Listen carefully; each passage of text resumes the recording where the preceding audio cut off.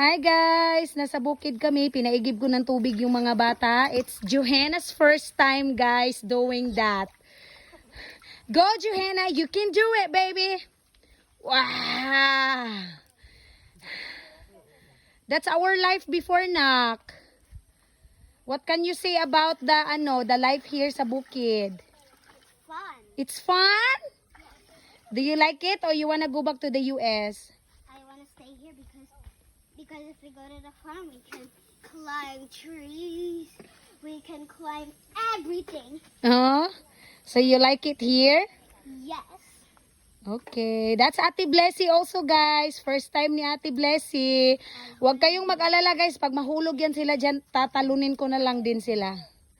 O diba, yan yung gustong gusto ko talaga guys, yung lahat ng mga na-experience namin sa buhay nung mga kabataan kami, nung sa bukid-bukid, mga bukid.